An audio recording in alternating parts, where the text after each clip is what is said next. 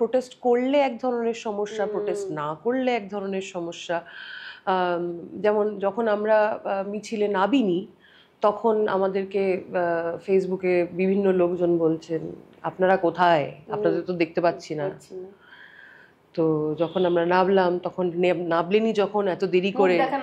হ্যাঁ মুখ দেখানোর জন্য, মানে সেলিব্রিটিদের আমি দেখেছি হ্যাঁ মানে এদিকেও করা ওদিকেও আর কি